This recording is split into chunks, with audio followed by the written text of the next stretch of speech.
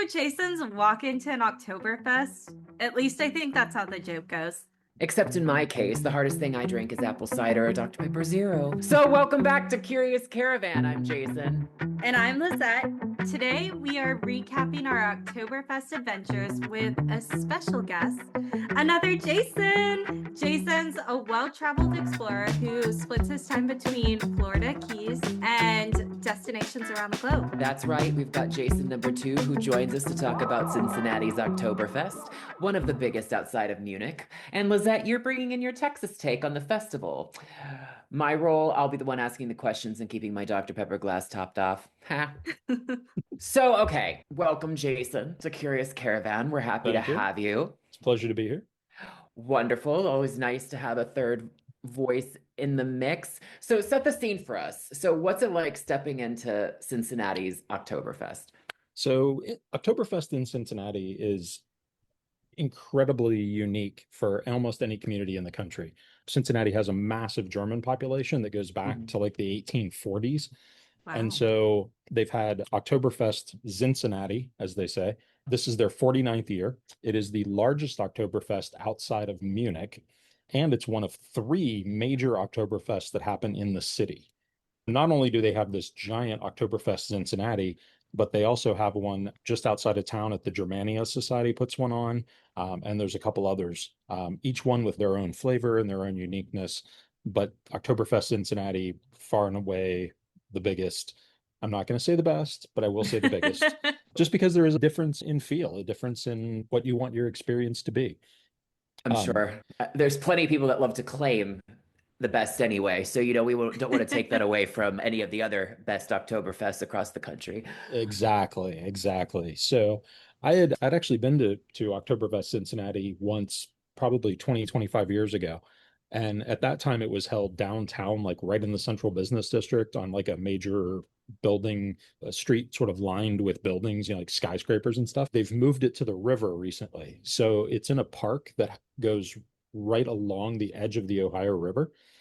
And so it was super scenic because here you are, and like kind of off to your left-hand side, there's the park, and then there's downtown, and then over to your right, there's some music venues and some vendors, and then like big stairs that go down to the Ohio River and then look across into Covington and Newport, Kentucky.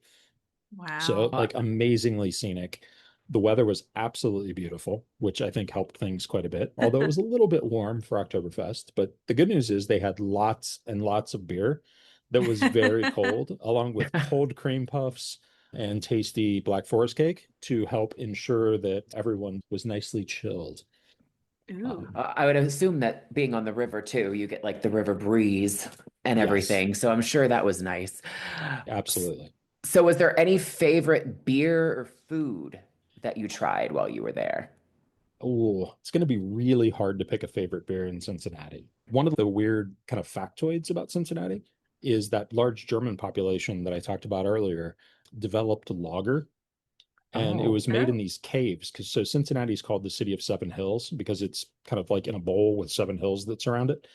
And back in the 1800s, they tunneled into those hills and put in lagering cellars where they could keep beer cold. And this was the only place, Cincinnati was the only place in America where you could get a lager. Tradition has carried on where there's some local beers like Christian Moorline that has been open since the 1800s, closed briefly during Prohibition, but otherwise brewing right away. And there's been a massive influx of new microbreweries and small kind of regional breweries based here in Cincinnati. And so that was really spectacular because there were so many choices, everything from sours to wheats to traditional ales to Bavarian browns, just really, really amazing selection of choices. It was a little overwhelming. See, oh man, we get a history lesson all and Oktoberfest all in one. Love it. It's like a walking Encyclopedia Britannica. Not sure how to take that, but sure. No, it's totally no, it's great. It's great. I would never have known that. So, in terms of anything memorable or funny or anything that happened on this trip that you would say? The thing that was, I think, the most surprising to me was there was like kind of the main main beer hall tent that was set up. And on the center stage there, they're playing what we would think of as traditional Oktoberfest music, right? Like polka. And yeah, the boom, Yeah. ba, kind of thing. And then every now and then they would throw in a sing-along song that everybody knows, a Sweet Caroline or a Country Roads. Ironically, they do that in Munich as well, where an entire town of Germans will bust out in John Denver's Country Roads. Completely shocking. Oh. So this felt very authentic. And then immediately across from that, like 300 feet away, is the next music kind of venue. And those were down on the river a little bit more. And there's cover bands playing like 1980s hair rock. Oh, wow. It was this like really bizarre kind of environment of cover bands playing hair band music and country, and then this proper Oktoberfest beer tent that I thought was kind of quirky, but in a really fun way. You got music remixes without needing a DJ to do it. Exactly. Yes. You got your polka meets 80s. So that's always fun. Is it true that over 800,000 people come to Yes, this over the course of the 4 days, right? absolutely. Wow. Yeah. By Sunday afternoon, all of the food booths are effectively completely wiped out. So Oh. it's definitely one of those things that you want to get to early, either Thursday night or Friday or Saturday. Don't wait for Sunday. You'd be a little late in the game. It kicked off this year with a wiener dog race. Classic. Oh, classic. Have either of you been to a wiener dog race? Because I I have. had not. Incredible. I grew up with wiener dogs. I can't imagine racing either one of them, knowing their temperament. So I have to say that probably it must be a really amusing event for sure. It's I- the cutest thing ever. I'm not gonna lie, it's so cute. None of the wiener dogs in the race had a temperament for racing. Oh no. Did they just Yes. kind of stay put? No, the owner would place the wiener dog in a gated area, and then they would raise the gate so the dogs could race. Somebody that the dog knows is at the finish line. So they're running towards somebody that they know. That person has a squeaky toy or a treat to lure the wiener dog towards them. They would open the gate, and some of the dogs would come out. Some of the dogs would walk out like 2 feet and then get distracted and start looking around and talking to the other dogs.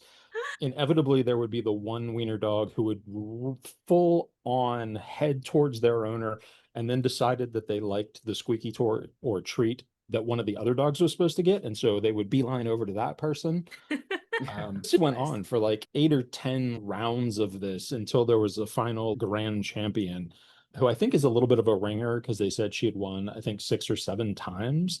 I'm not quite sure what they've done to incentivize this little pup to make the run. But unlike most of the other dogs, the gate would open and she would go for her owner in a very professional wiener dog sort of way. Wow. She was like, I'm a pro at this. Exactly. It was Well, that's the perfect transition because I know, Yeah. Lizette, you got to Yeah. see a wiener dog race So in cute. Addison. So from the Midwest to the South, It's Lizette, you went to Addison's Oktoberfest, which has the reputation for we've gone from the best Oktoberfest to now the most authentic in the country. Now, caveat, yeah, I was gonna who knows? say. But you went to your own dachshund dash, didn't you? Yeah, the dachshund dash was definitely very similar. They were always running, but I don't know what it is about Dallas dogs. I feel like they've just kind of got that mentality to keep going because there was at least three that knew what they were doing.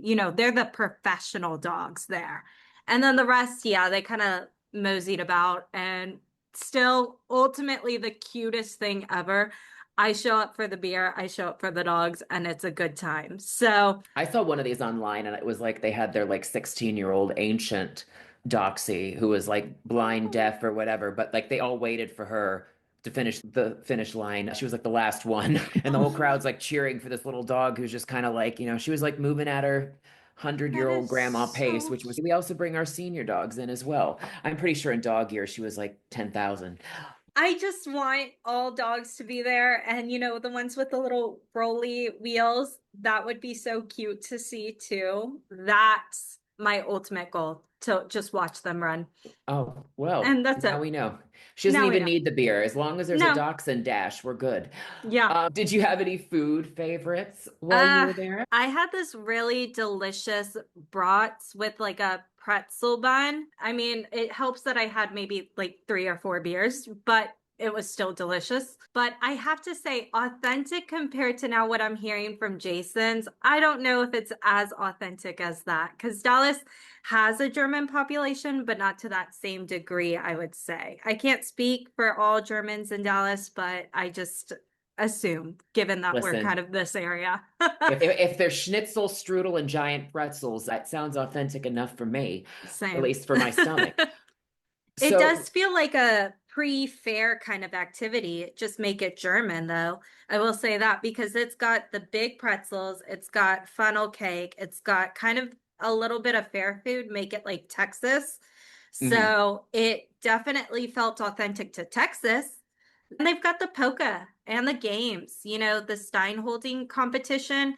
Pretty stiff this year. Did I join? No, I did not. But next year, maybe I'll get my arm strength up. So was this your first Oktoberfest that you've been to? This is Lizette? my first Oktoberfest ever. Was there anything that surprised you, like when you were there, that you weren't expecting? You think of Oktoberfest, it's like, okay, there's the beer, there's the polka music, or there's the German food, but I didn't know, like, yours has a Texas twist, so I didn't know if it was like, brats with, barbecue. I didn't know if there was anything for yours that you found surprising.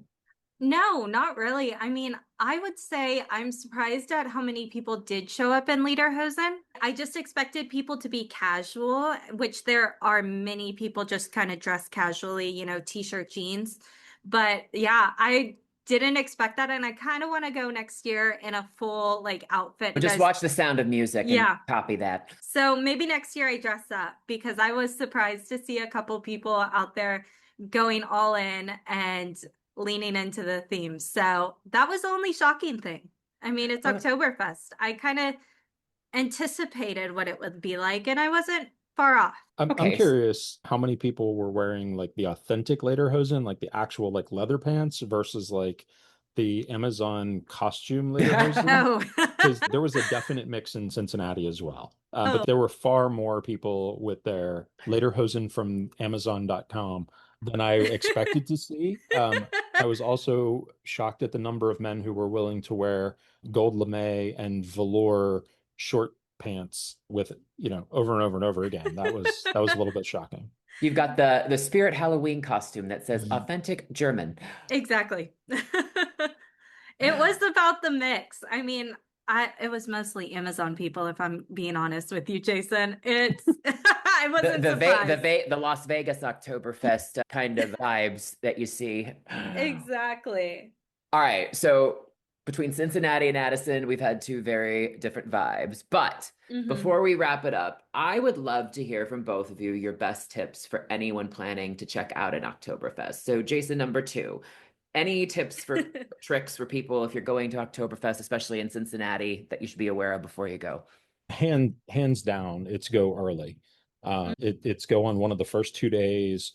Kind of don't put it off to the end because again, by the end, everything's just sort of slower, and some of the best food will be gone, or will be down to the last crumb of Bavarian cake. I would also say for Cincinnati, just kind of plan ahead. Make sure that you have a ride to get home, or that planned accordingly in terms of transportation, because once things wind down, the highway does get particularly busy. And with people who have been drinking all day, I don't know that that's the ideal way to get home. So, yeah. There's a lot more family friendly activities than I had anticipated. So go with your family, go with a group of people, kind of carpool there because parking was a bit difficult. I didn't realize this until this year, but they have kind of a discounted night Thursday night. So if budget's kind of a concern, definitely check out their Thursday night activities since it's kind of pre-opening. Go with a group and plan to be there all weekend because the dachshund races aren't until Sunday. So you might as well go the entire weekend to see those.